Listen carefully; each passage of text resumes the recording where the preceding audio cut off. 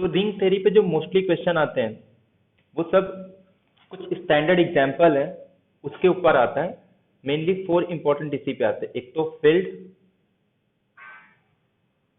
ED, PID, UFD और एक last में इंटीग्रल डोमेन।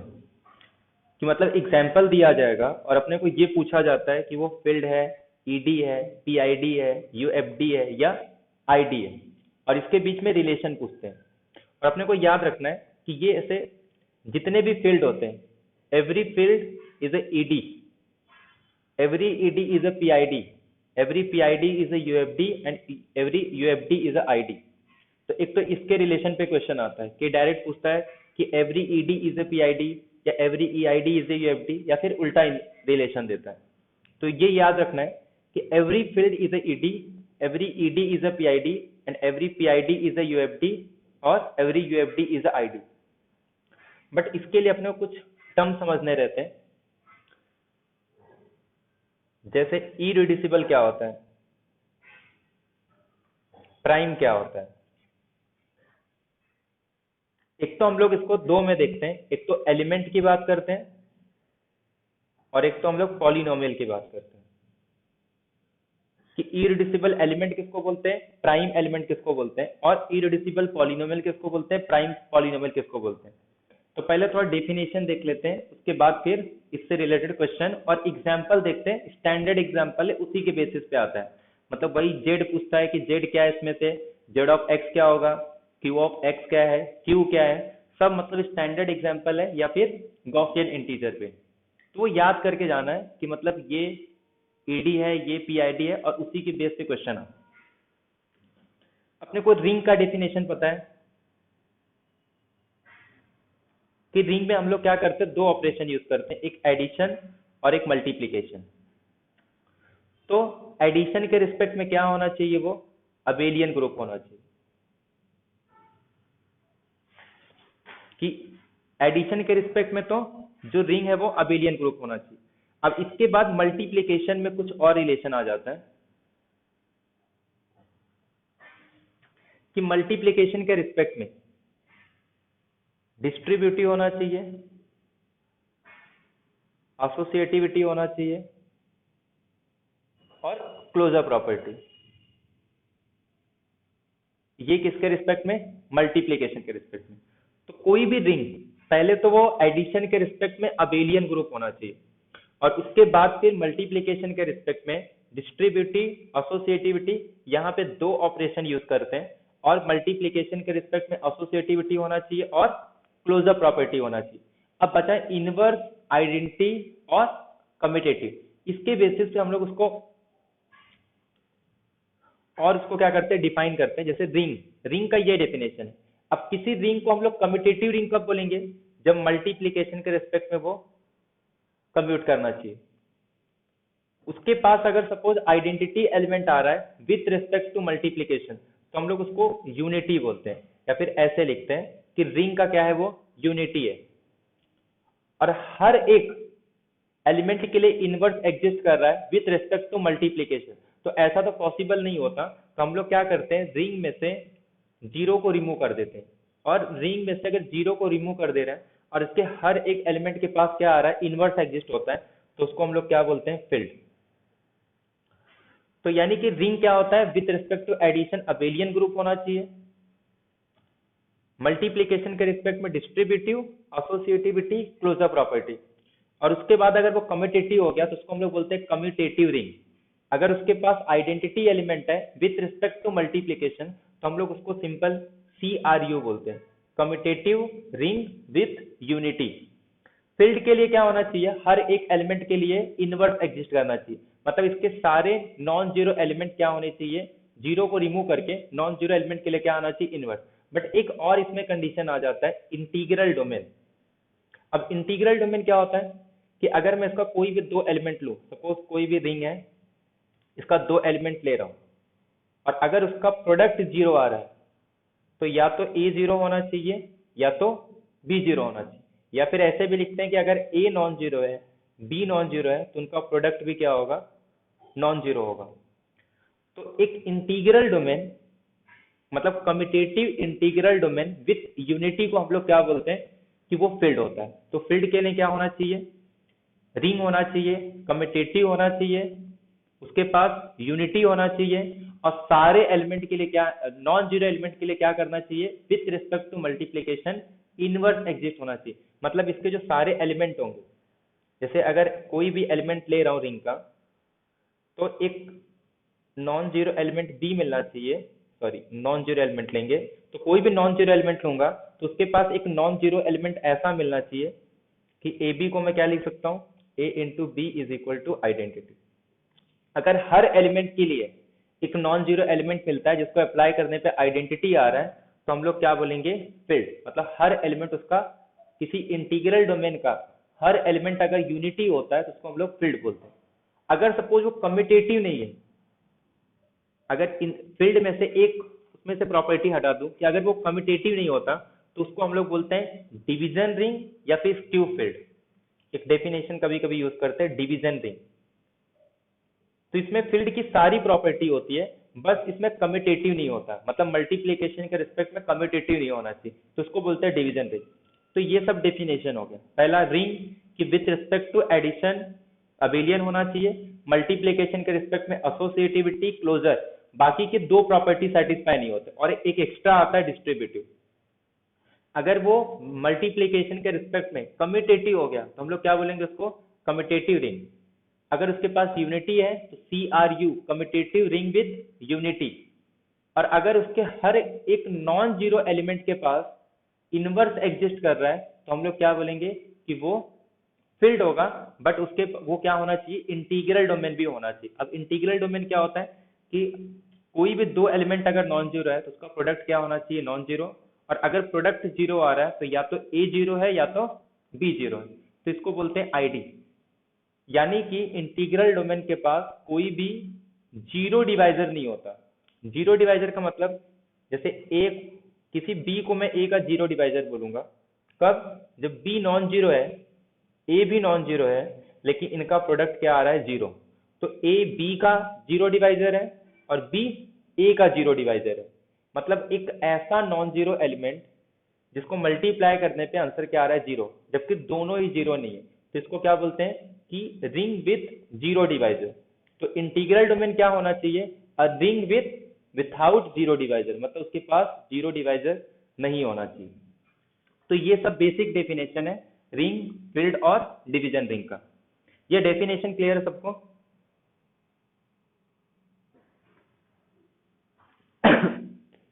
हेलो। हाँ, तो रिंग का डेफिनेशन हो गया, इंटीग्रल डोमेन और फील्ड। अब रिलेशन क्या है कि every field is a integral domain, क्योंकि इसमें एक एक्स्ट्रा कंडीशन ऐड हो जाता है कि इसके हर एक एलिमेंट के पास क्या होना चाहिए, इनवर्स। लेकिन आईडी डजंट इम्प्लाइज फील्ड, कि अगर कोई फील्ड है तो उसको डायरेक्ट क्या बोलेंगे, integral domain. But integral domain field को इम्प्लाई नहीं करता है। तो इसमें, अच्छा, कब ये दोनों इक्विवेलेंट होते हैं, जब एफ क्या हो जाएगा, फाइनाइट। अगर कोई रिंग फाइनाइट है तो इंटीग्रल डोमेन और फील्ड के बीच में क्या आ जाता है, इफ एंड ओनली आ जाता है कि every finite field is, every मतलब कोई भी रिंग अगर फाइनाइट है तो वो फील्ड तब होगा जब वो इंटीग्रल डोमेन होता है। मतलब अगर फाइनाइट रिंग को अगर आईडी बता दूंगा तो फील्ड हो जाएगा, और अगर फील्ड बता रहा हूं तो आईडी। मतलब कन्वर्स भी ट्रू होता है किसके अंदर, फाइनाइट फील्ड की, फाइनाइट इंटीग्रल डोमेन के अंदर।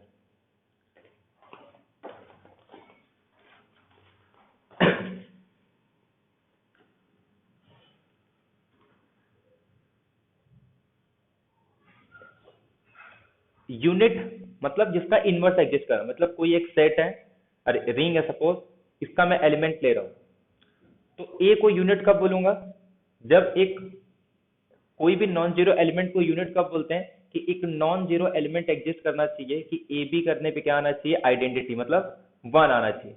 अगर ऐसा एलिमेंट मिल जाता है नॉन जीरो एलिमेंट जो ये कंडीशन को सेटिस्फाई करे, तो ऐसे जितने भी एलिमेंट आएंगे उनको हम लोग क्या बोलते हैं, यूनिट बोलते हैं।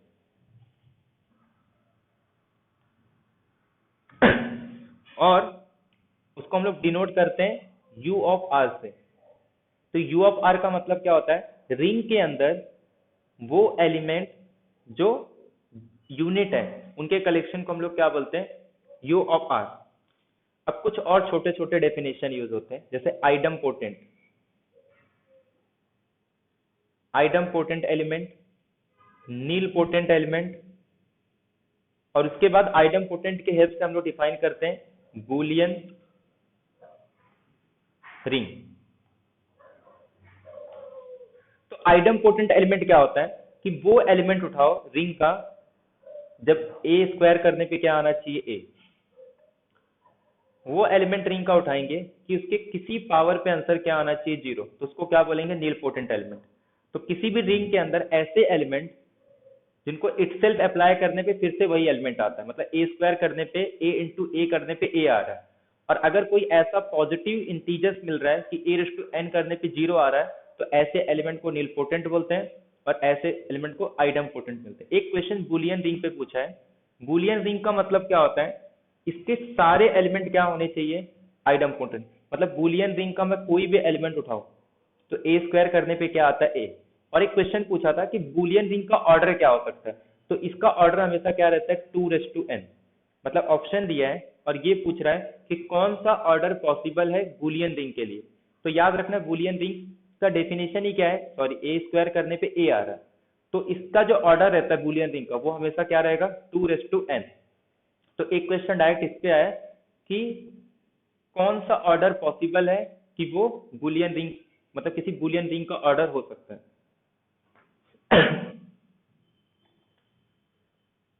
एक होता है कैरेक्टरिस्टिक ऑफ रिंग। जैसे हम लोग ग्रुप के अंदर ऑर्डर डिस्कस करते हैं, वैसे ही रिंग के अंदर कैरेक्टरिस्टिक होता है। पहले कैरेक्टरिस्टिक आया था ग्रुप थ्योरी, तो बहुत बाद में आया है।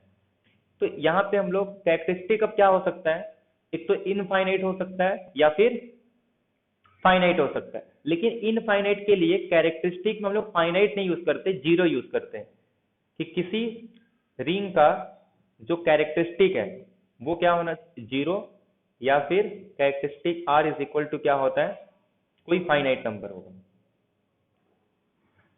अब कैरेक्टरिस्टिक रिंग का डेफिनेशन क्या होता है, तो हम लोग क्या ढूंढते हैं, एक एलिमेंट ढूंढते हैं, एक स्मॉलेस्ट एन, कि अगर मैं उसको किसी भी एलिमेंट पे अप्लाई करूं तो आंसर क्या आएगा, 0। मतलब एक सपोज मैं कोई रिंग ले रहा हूं, उसका कोई भी एलिमेंट लूं, तो ऐसा कौन सा स्मॉलेस्ट नंबर होगा कि जिसको मल्टीप्लाई करने पे आंसर हमेशा क्या आ जाएगा, 0। जैसे मैं ले रहा हूं z इज इक्वल टू 4, तो अब 4 की किसी भी एलिमेंट को, जैसे मैं ले लूं 8 या फिर 3, अगर मैं इसको 4 से मल्टीप्लाई करूं ना, तो ये आंसर हमेशा क्या आने वाला है, 0 आने वाला है। z5 ले लूं तो इसका क्या आएगा, हमेशा 5। तो zn के अंदर n क्या हो जाता है, कैरेक्टरिस्टिक हो जाता है उसका, कि उस एलिमेंट से मल्टीप्लाई करने पे आंसर हमेशा क्या आ रहा है, 0। तो उसको बोलते हैं कैरेक्टरिस्टिक ऑफ रिंग। तो अगर सपोज ऐसा n एग्जिस्ट नहीं हो रहा है तो कैरेक्टरिस्टिक क्या होगा, 0। अब इस पे क्वेश्चन कैसे आते हैं, अगर रिंग फाइनाइट है तो उसका कैरेक्टरिस्टिक हमेशा क्या होगा, रिंग का वो भी हमेशा फाइनाइट आएगा। लेकिन इनफाइनाइट के लिए दोनों पॉसिबिलिटी है, वो फाइनाइट भी हो सकता है या इनफाइनाइट भी हो सकता है। अब एक क्वेश्चन इसी के बेसिस पे पूछा है कि अगर कोई भी एलिमेंट, अगर सपोज रिंग फाइनाइट है तो कैरेक्टरिस्टिक हमेशा उसका फाइनाइट आएगा। लेकिन अगर इनफाइनाइट रिंग है तो उसका कैरेक्टरिस्टिक हो सकता है फाइनाइट हो या हो सकता है इनफाइनाइट हो। तो दोनों पॉसिबिलिटी है। मतलब अगर किसी का कैरेक्टरिस्टिक फाइनाइट आ रहा है तो ये इंप्लाई नहीं करता है कि वो फाइनाइट भी हो सकता है, इनफाइनाइट भी हो सकता है। लेकिन अगर इनफाइनाइट है तो क्या इंप्लाई करता है कि रिंग हमेशा इनफाइनाइट होगा।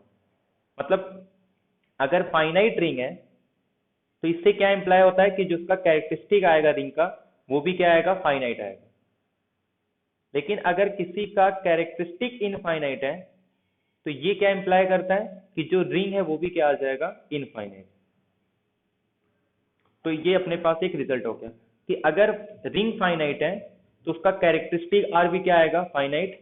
और अगर कैरेक्टरिस्टिक इनफाइनाइट है तो रिंग कैसा होगा, इनफाइनाइट होगा।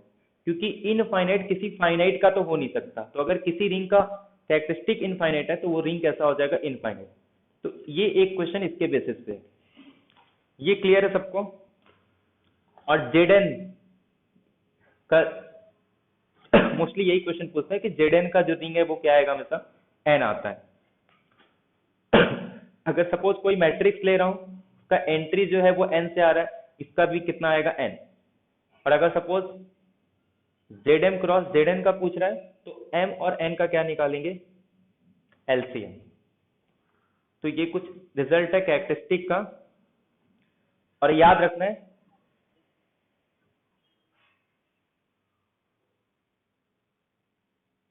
हेलो, हाँ क्या हुआ?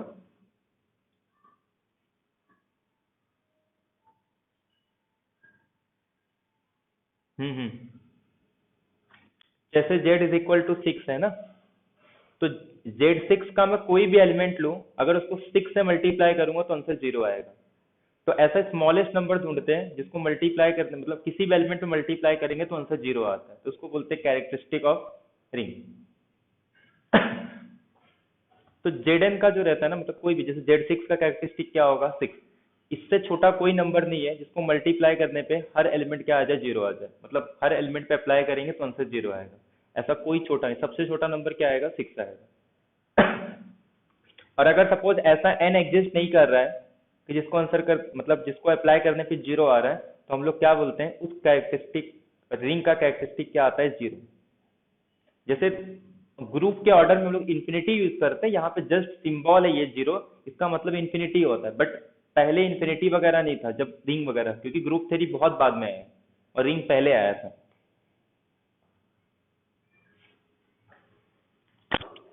हाँ, तो अपने पास डेफिनेशन किसका आ गया अभी, एक तो ring, commutative ring with unity, integral domain और फील्ड। जितने भी फील्ड होते हैं वो आईडी होते हैं और इसके बीच में कोई रिलेशन नहीं, लेकिन अगर फाइनाइट फील्ड हो तो every field is a integral domain और every integral domain is a field.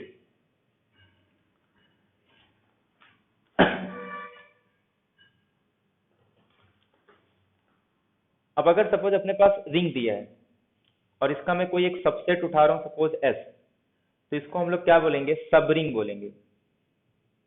तो यहाँ पे दो कॉन्सेप्ट आता है, जैसे ग्रुप के अंदर हम लोग क्या पढ़ते हैं, एक तो पढ़ते हैं सब, ग्रुप के अंदर क्या पढ़ते हैं, एक तो सब ग्रुप पढ़ते हैं और एक तो नॉर्मल सब ग्रुप पढ़ते हैं। क्योंकि हमको क्या डिफाइन करना रहता है, कोशेंट ग्रुप। तो कोशेंट ग्रुप के लिए हम लोग सब ग्रुप का नहीं यूज करते, हम लोग कोशेंट ग्रुप के लिए किसका यूज करते हैं, नॉर्मल सब ग्रुप का यूज करते हैं। तो ऐसे ही रिंग के अंदर भी हमको कोशेंट रिंग डिफाइन करना है, तो हम लोग वहां पे सब रिंग का नहीं यूज करेंगे, हम लोग किसका यूज करेंगे, आइडियल का यूज करते हैं। अब ये जब नॉर्मल सब ग्रुप आइडियल में खास बात ये रहती है कि जैसे अगर मैं कोई भी सबसेट ले रहा हूँ, जैसे जी लेता हूँ और उसका एक सबसेट ले रहा हूँ एच, तो जो नॉर्मल सब ग्रुप के लिए जो कंडीशन अप्लाई करते हैं उसमें हम लोग एच के बाहर का एलिमेंट लेते हैं और अप्लाई करने पे वो फिर से एच के अंदर आना चाहिए। मतलब इसके जो सारे एलिमेंट रहते हैं वो जी इनवर्स एच जी के फॉर्म में होते हैं, कि एक एलिमेंट बाहर से लेंगे ग्रुप का और जब उसको एच पे अप्लाई करेंगे तो ये जो एलिमेंट है फिर से एच के अंदर आना चाहिए। लेकिन सब ग्रुप में ऐसा नहीं होता, सब ग्रुप में दोनों एलिमेंट कहाँ से लेते हैं हम लोग, एच से, और ये कहते हैं कि ए बी इनवर्स बिलोंग करना चाहिए एच को। तो ऐसे सेम कॉन्सेप्ट कहाँ यूज होता है हमारा, आइडियल में यूज होता है। तो सबरिंग के अंदर हम लोग क्या करते हैं कि थ्योरम ये है कि एस किसी रिंग का अगर सपोज एक सबसेट है, तो मैं दो एलिमेंट उठाऊंगा, A B belongs to R. तो अब यहाँ पे दो सिंबल यूज होता है, एक तो एडिशन का और एक मल्टीप्लीकेशन का।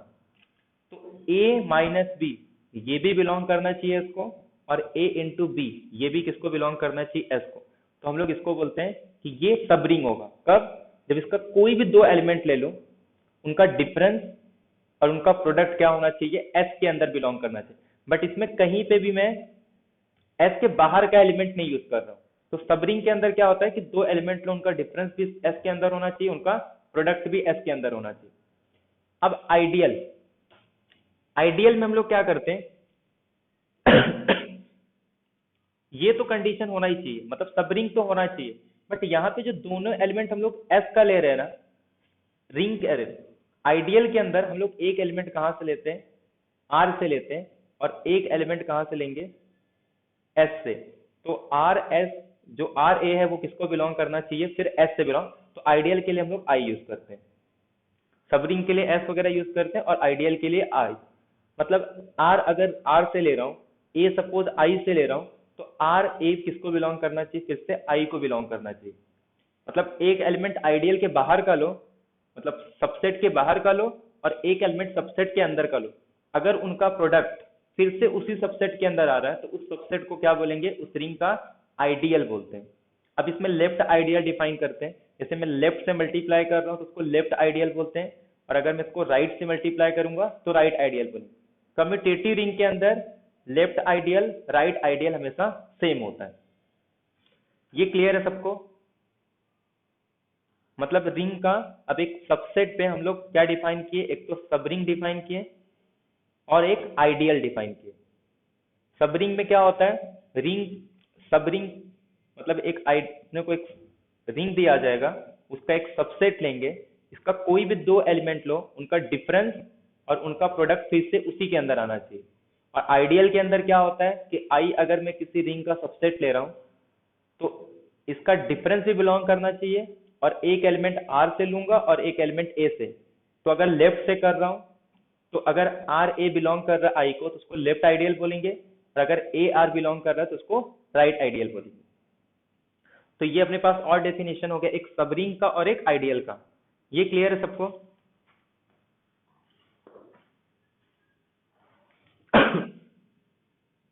हेलो?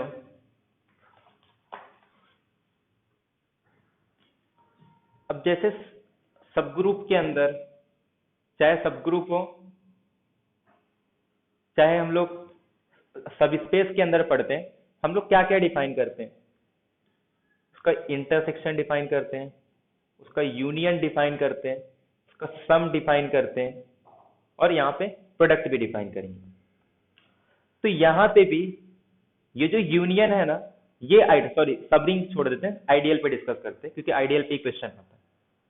तो अगर मैं ए और बी, अगर ये आइडियल है, सपोज ये मैं ए और बी टू आइडियल्स हैं, तो इनका सम भी आइडियल्स होता है, इनका इंटरसेक्शन भी आइडियल्स होता है, प्रोडक्ट भी इनका आइडियल्स होता है, बट यूनियन आइडियल्स नहीं होता। यूनियन कब आइडियल्स होगा, जब ए बी के अंदर कंटेन करेगा या फिर बी ए के अंदर कंटेन करना चाहिए। एक क्वेश्चन इसी पे पूछ रहा था कि जैसे ये सम है, ये हमेशा आइडियल फॉर्म करता है कि ए और बी अगर आइडियल है तो ए प्लस बी आइडियल है। तो क्वेश्चन में दिया था कि ए प्लस बी अगर सपोज ए यूनियन बी के इक्वल हो गया, अगर ये दोनों इक्वल आ गए तो इसका मतलब क्या हो जाएगा कि ए यूनियन बी आइडियल हो गया। और ये आइडियल कब होता है, जब ये कंडीशन सेटिस्फाई करती है। तो जस्ट रिजल्ट पूछा था कि अगर ये दोनों इक्वल है तो इसमें से मतलब 4 ऑप्शन थे, कौन सा कंडीशन होल्ड होगा। तो ये भी आइडियल होगा, ये भी आइडियल होगा, ये बट ये वाला आइडियल नहीं होता। ये आइडियल कब होगा, जब इस दोनों में से एक दूसरे के अंदर कंटेन करना चाहिए।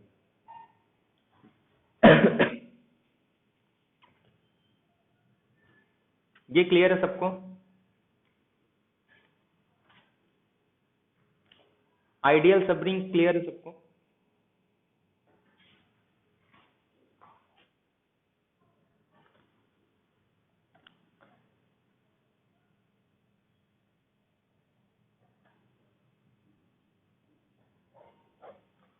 पॉलिनोमियल रिंग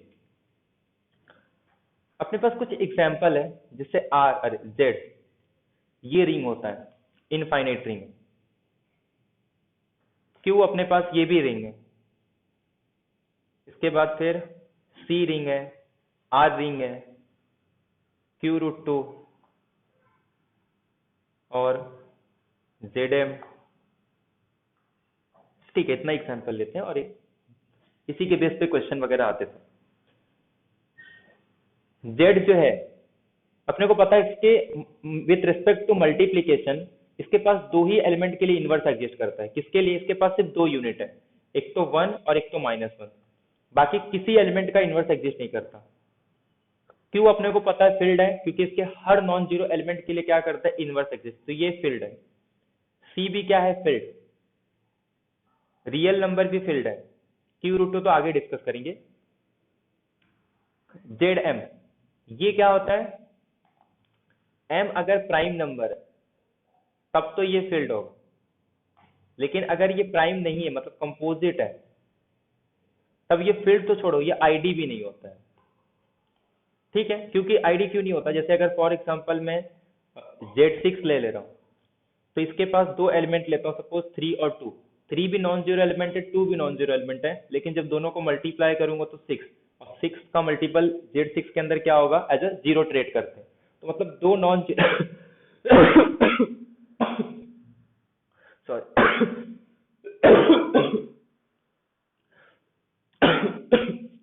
तो 3 2 दोनों नॉन जीरो एलिमेंट है, लेकिन उनका प्रोडक्ट क्या आ रहा है? जीरो आ रहा है। तो इसका मतलब अगर ये कंपोजिट है तो ये आइडियल, सॉरी, ये इंटीग्रल डोमेन ही नहीं होता, और जो इंटीग्रल डोमेन नहीं है तो उसको हम लोग फील्ड भी नहीं बोलेंगे। और ये फाइनाइट है, अगर इंटीग्रल डोमेन हो गया तो फील्ड हो जाएगा, और फील्ड है तो इंटीग्रल डोमेन। तो जेड के अंदर अगर एम प्राइम नंबर है तब ये इंटीग्रल डोमेन भी होगा, फील्ड भी होगा। लेकिन अगर ये कंपोजिट है तो ये फील्ड भी नहीं है और इंटीग्रल डोमेन भी नहीं। अब पॉलिनोमियल रिंग, जैसे मैं लिख रहा हूं कोई भी r ऑफ x, अगर r एक रिंग है तो r ऑफ x भी क्या आ जाता है? रिंग आ जाता है। और इसका मतलब क्या होता है कि a naught a1x solve up to an x to n, और जिसमें सारे कोएफिशिएंट कहाँ बिलोंग करते हैं? रिंग के अंदर बिलोंग करते हैं। तो ये हमारे पास पॉलिनोमियल रिंग होता है। अगर R रिंग है तो इसका जो R ऑफ x होगा इसे हम लोग बोलते हैं पॉलिनोमियल रिंग। तो अगर suppose R of x, suppose R ring है, तो R ऑफ x भी क्या हो जाता है? रिंग है। अगर R कम्यूटेटिव रिंग है तो R ऑफ x भी क्या हो जाएगा? Commutative ring. अगर R C R U है, यानी कि कम्यूटेटिव रिंग विथ यूनिटी है, तो ये भी क्या हो जाएगा? Commutative ring with unity. अगर R इंटीग्रल डोमेन है तो R ऑफ x ये भी इंटीग्रल डोमेन हो जाता है। लेकिन R अगर फील्ड है तो R of x is not a field. अब यहां से हम लोग और बाकी डेफिनेशन आ जाता है अपने पास, कि मतलब R अगर रिंग है तो R ऑफ x रिंग होगा। R अगर CR है, कम्यूटेटिव रिंग है, तो R ऑफ x भी कम्यूटेटिव रिंग हो जाता है। अगर R commutative ring with unity है तो R ऑफ x भी कम्यूटेटिव रिंग विथ यूनिटी होगा। R अगर आईडी है तो R ऑफ x भी आईडी होता है। बट R अगर फील्ड है तो R of x is not a field. Actually R of x ये कभी फील्ड नहीं होता। R ऑफ x क्योंकि इसके सिर्फ कांस्टेंट एलिमेंट के लिए इनवर्स एग्जिस्ट करता है, बाकी किसी एलिमेंट के लिए इनवर्स एग्जिस्ट नहीं करता। तो R ऑफ x फील्ड कभी नहीं होता। अब इसके बीच में इंटीग्रल डोमेन, अब यहां से अपने पास ये सारे डेफिनेशन आ जाते हैं कि इंटीग्रल डोमेन और इसके बीच में भी कुछ होता है, Euclidean domain, PID principal ideal domain, UFD unique factorisation domain. मतलब किसी भी इंटीग्रल डोमेन को अब यूएफडी कब बोलेंगे, उसको पीआईडी कब बोलेंगे, ईडी कब बोलेंगे। जो यूनिक फैक्टराइजेशन डोमेन है ये रिलेटेड है, जैसे नंबर्स के अंदर प्राइम नंबर्स होते हैं। अपने को पता है किसी भी प्राइम नंबर को मैं फैक्टर कर सकता हूँ, वो भी यूनिक वे में, मतलब उसके जितने भी फैक्टर होंगे प्राइम नंबर के कुछ पावर्स होते हैं। जैसे कोई भी नंबर दे दिया जाए 15, मैं इसको कैसे लिख सकता हूँ? 3 into 5, और ये यूनिक तरीका है। हाँ, 18 को लिखना है तो मैं इसको कैसे लिख सकता हूँ? 3 का स्क्वायर इंटू 2। मतलब हर नंबर को हम लोग कैसे लिख सकते हैं? एक प्राइम फैक्टर्स में लिख सकते हैं, वो भी यूनिक वे में। तो यूएफडी में भी वही कॉन्सेप्ट होता है कि हम लोग, हमारे पास कोई भी रिंग दिया है और इंटीग्रल डोमेन दिया है, तो अगर मैं इसका कोई भी एलिमेंट लिखूं तो मैं उसको फैक्टर करता हूँ, वो भी यूनिक तरीके से। और अगर डिफरेंट आ भी रहे तो वो क्या होने चाहिए? अप टू आइसोमॉर्फिज्म होना चाहिए उसके एसोसिएट। तो आगे हम लोग डेफिनेशन देखेंगे, associate, reducible element, irreducible element, ये सब। उसके पहले अपने को और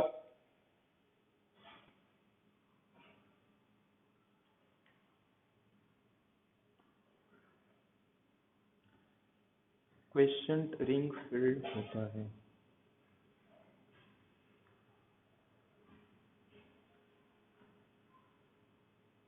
क्या समझा नहीं मैं, क्वेश्चन रिंग फिल्ड होता है ना उसमें भी तो होली। हाँ समझ गया। ये ना, ये इसकी बात कर रहे हैं ना, कि अगर ये इरेड्यूसिबल पॉलिनोमियल है तो ये मैक्सिमल होगा, तो क्यू ऑफ एक्स ये आइसोमॉर्फिक हो जाता है किसी एफपी को ना।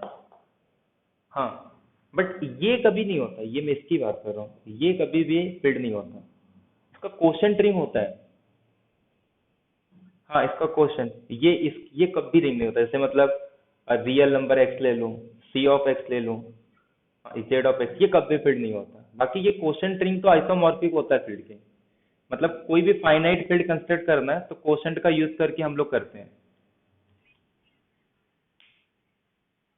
हाँ, मतलब सिर्फ इसकी बात कर रहा हूँ मैं, मतलब ऐसे क्वोशंट रिंग की बात है, मतलब R of X Z of X ये कभी फील्ड नहीं होता।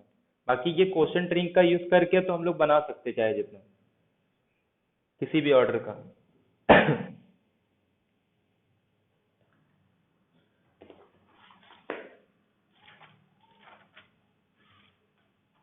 कहाँ थे हम लोग? तो यूएफडी हो गया। नेक्स्ट क्या आ रहा है? पीआईडी। पीआईडी के अंदर हम लोग क्या करते हैं, इसमें हर एलिमेंट को, जैसे इसका आईडी छोड़ दो, सिर्फ प्रिंसिपल आइडियल। प्रिंसिपल आइडियल का मतलब क्या होता है कि ऐसा आइडियल जो एक सिंगल एलिमेंट से जनरेट हो। जैसे रियल नंबर, रियल नंबर को मैं किससे जनरेट कर सकता हूँ? वन से। तो रियल नंबर क्या हो गया? और फील्ड के पास एक डेफिनेशन है कि फील्ड के पास सिर्फ दो ही आइडियल्स होते हैं, एक तो मतलब जीरो, या फिर खुद वो होता है, बाकी उसके पास कोई भी और प्रॉपर आइडियल्स नहीं होते। तो इसीलिए हम लोग क्या बोलते हैं कि जितने भी फील्ड है वो पीआईडी हो जाते हैं।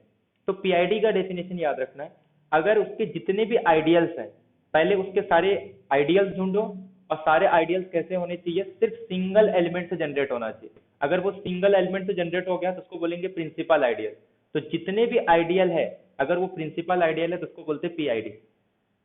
ईडी ये रिलेटेड है डिग्री से, जैसे हम लोग पॉलिनोमियल के अंदर डिग्री डिफाइन करते हैं या फिर नॉर्म वगैरह डिफाइन करते हैं, तो ये वहां से टर्म्स आ जाता है। मेन पॉलिनोमियल के अंदर डिग्री का है, तो जो डिग्री का डेफिनेशन होता है एज इट इज डेफिनेशन हम लोग यूक्लिडियन के अंदर, कि एक फंक्शन डिफाइन करते हैं जो डिग्री का कंडीशन है वो सेटिस्फाई करता है।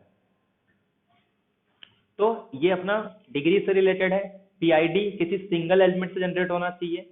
यूएफडी ये यूनिक फैक्टराइजेशन, मतलब किसी भी एलिमेंट को फैक्टर के फॉर्म में लिख सकता हूँ, और सारे फैक्टर कैसे होने चाहिए? इरिड्यूसिबल होने चाहिए। और आईडी तो पता है कि कोई भी दो एलिमेंट अगर नॉन जीरो है तो उनका प्रोडक्ट भी नॉन जीरो, और अगर प्रोडक्ट जीरो आ रहा है तो एटलीस्ट एक एलिमेंट तो क्या होना चाहिए? जीरो होना चाहिए। बट इसके पहले अपने को कुछ टर्म समझना, जैसे इरिड्यूसिबल और रिड्यूसिबल पॉलिनोमियल के बारे में डिस्कस करते हैं, उसके बाद एलिमेंट का डिस्कस करेंगे।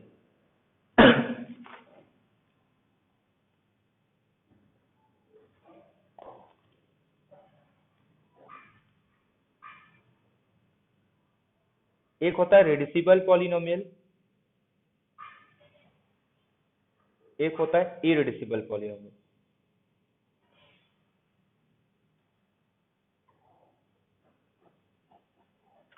हाँ, इसको ऐसे रिलेट कर सकते हैं, एग्जैक्टली सेम नहीं होता, कि जैसे अगर मैं कोई भी, जैसे X square minus one is equal to zero ले रहा हूँ, तो इसको मैं क्या, इसके रूट क्या आ रहे हैं? Plus minus one. अगर ये उसी फील्ड के अंदर आ रहा है तो हम लोग सिंपल क्या बोल सकते हैं कि रिड्यूसिबल है, मतलब इसके रूट रूट को मैं क्या कर सकता हूँ? फैक्टर के फॉर्म में इसको लिख सकता हूँ, x minus one x plus one. तो ये क्या हो गया? रिड्यूसिबल हो गया। तो ये 2 3 डिग्री के लिए सेम होता है रूट, बट उसके आगे हमने बताया रूट काम नहीं आता, तो इसीलिए थोड़ा डिफरेंस हो जाता है। तो रिड्यूसिबल पॉलिनोमियल और इरिड्यूसिबल पॉलिनोमियल। तो रिड्यूसिबल, पहले इरिड्यूसिबल डिफाइन करते हैं। इरिड्यूसिबल का मतलब क्या होता है कि किसी भी रिंग का मैं अगर एक पॉलिनोमियल ले रहा हूं, इस पॉलिनोमियल को हम लोग क्या बोलेंगे? ये इरिड्यूसिबल पॉलिनोमियल है।